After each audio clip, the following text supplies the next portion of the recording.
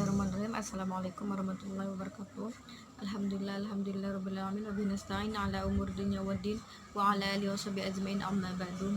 Yang terhormat Bapak Pengampu mata kuliah Fikih Siasa Bapak Fathul Qadir MHI, dan yang saya banggakan teman-teman semua. Pertama-tama mari kita panjatkan puji syukur kehadirat Allah Subhanahu wa taala, karena berkat beliaulah kita bisa daring atau kuliah online gitu. Dan selawat serta salam tak lupa kita haturkan kepada baginda Nabi kita yang Nabi Muhammad SAW, karena beliau sudah mengajak dari zaman ke-8 ke zaman yang terang benderang, yakni ajaran Islam. Baik, langsung saja saya akan menjelaskan materi saya yang berjudul konsep negara dalam Islam. Nah, konsep negara dalam Islam yang pertama, pengertian negara dalam terminologi Islam. Negara dalam terminologi Islam adalah diistilahkan daulah. Nah, daulah di sini itu juga dari kata al-balad. Al-balad dalam Al-Qur'an surah Al-Balad ayat 1-2 yang artinya, aku benar-benar bersumpah dengan kota ini Makkah, dan kamu Muhammad bertempat di kota Makkah ini. Nah, jadi negeri yang juga dapat diartikan negeri al-bilad. Negeri al-bilad yaitu disebut dalam Al-Quran dengan berbagai bentuknya. Di Al-Quran ada 19 kali gitu. Nah, langsung saja ke intinya, konsep negara dalam Islam. Konsep negara dalam Islam di sini tidak ada para ulama itu tidak ada memperselisihkan gitu ya, dan ajaran agama yang, karena Islam itu adalah ajaran agama yang rahmatan lil alamin, rahmat bagi seluruh alam gitu ya. Oleh sebab itu, aturan hukum yang ada di dalamnya bersifat menyeluruh atau syumuliyah, baik kepada persoalan kehidupan di dunia maupun di akhirat. Nah, di sini juga ada dalam konsep pemikiran politik itu ada tiga hubungan negara dan agama, yaitu yang pertama, agama dan negara tidak bisa dipisahkan. Nah, mekanisme paradigma integratif gitu. Yang kedua itu agama dan negara berhubungan secara simbolik ya. Nah, yang kedua, agama dan negara itu berhubungan secara simbolik. Nah, yang ketiga di sini sekuralistik, agama dan negara ditempatkan secara terpisah. Nah, jadi ketiga paradigma muncul dari pendekatan dan pemahaman yang berbeda. Nah, menampilkan pola pemikiran yang berbeda pula. Namun, kendati dalam pemahaman dan pendekatan berbeda, ketiganya mempunyai tujuan yang sama, yaitu sama-sama menemukan rekonsiliasi antara idealitas agama dan realitas politik. Pendapat pertama menyatakan Islam tidak mensyariatkan berdirinya sebuah negara. Islam tidak mensyariatkan berdirinya sebuah negara, tetapi menetapkan tata aturan untuk mengontrol dan mengendalikan kehidupan sosial.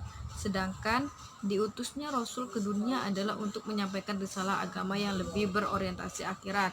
Nah, perhatian Rasul adalah dalam penanaman etika moral dan tata sosial semata-mata untuk mewujudkan kedamaian dan ketenangan hidup, sehingga manusia dapat menjalankan syariat agama dengan baik. Nah, adapun pendapat yang kedua ini menyatakan Islam mensyariatkan harus ada kepemimpinan yang mampu mengatur tata kehidupan. Islam itu mampu mengatur tata kehidupan dalam bernegara, mengatur kehidupan sosial di masyarakat juga, yaitu kepemimpinan yang memiliki kedaulatan formal sehingga kontrol sosial yang dilakukan di sini di masyarakat yang dilakukan dapat mengikat dan berjalan dengan baik. Nah, jadi kontrol sosial yang dilakukan oleh masyarakat, yaitu kepemimpinan yang memiliki kedaulatan yang formal, sehingga kontrol sosial yang dilakukan dapat mengikat dan berjalan dengan baik. Nah, jadi gitu.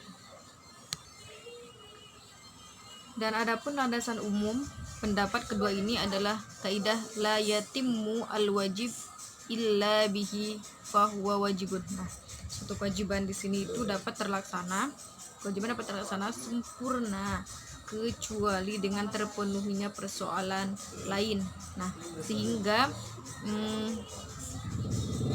persoalan lain itu juga menjadi kewajiban yang harus dijalankan. Berdasarkan kaidah yang tadi saya sebutkan itu, bahwa kaum muslim itu dapat menjalankan kewajiban agama apabila tidak ada gangguan, ancaman dan rintangan dalam kehidupan. Nah, sehingga kaum muslim itu bisa mewujudkannya, menjalankannya itu dengan sebaik-baiknya.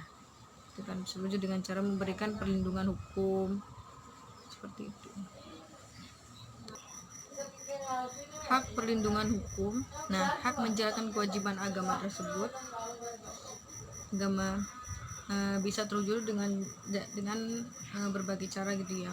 Nah, salah satunya memberikan sebuah perlindungan hukum dari masyarakat supaya itu bisa berjalan lancar, berjalan dengan baik apa yang diinginkan seperti itu. Terus sementara hukum yang mengikat hanya bisa ditegakkan oleh sebuah kedaulatan formal saja. Nah, jadi untuk itu berdirinya sebuah kedaulatan menjadi suatu keharusan demi terlaksananya kewajiban agama. Nah, dalam kehidupan bernegara itu masyarakat dan yang lainnya itu dan kaum muslimin harus mentaati ulil amri atau pemimpin yang memerintah. Nah, seperti ulil amri itu kan yang memerintah seperti presiden, kalau kita para ulama dan juga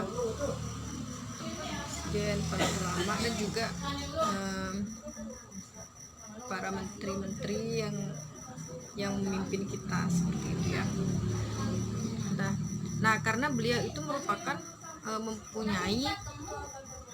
merupakan pihak yang harus ditaati. Nah, karena beliau itu seperti itu mempunyai kewajiban untuk memimpin kita dan kita mempunyai hak untuk dipimpin. Nah, kewajiban kita sendiri itu harus mematuhi peraturan dan peraturan yang beliau sepakati seperti itu ya. Nah, di sini bahwa kekuasaan pemimpin selalu dibatasi dengan ketaatan kepada Allah. Tapi di dalam kepemimpinan itu dibatasi juga dengan ketaatan kepada Allah dan Rasul-Nya. Selain itu ciri perspektif Islam atas dasar kedaulatan ilahi. Nah, sini kewajiban taat kepada pemerintah itu tidak mutlak ya. Ketika kewajiban itu melanggar syariat, nah itu nggak usah dijalankan seperti itu. Nggak usah dijalankan itu jika melanggar syariat gitu nggak usah dijalankan. Nah, selain perspektif Islam atas dasar kedaulatan ini, konsekuensinya setiap muslim wajib menjalankan syariat dan menjauhi larangannya. Nah, mungkin hanya itu saja yang bisa saya sampaikan. Semoga teman-teman bisa paham, bisa menerapkan dalam kehidupan bernegara seperti itu. Kurang lebihnya saya mohon maaf. Billahi taufiq wal hidayah. Wassalamualaikum warahmatullahi wabarakatuh.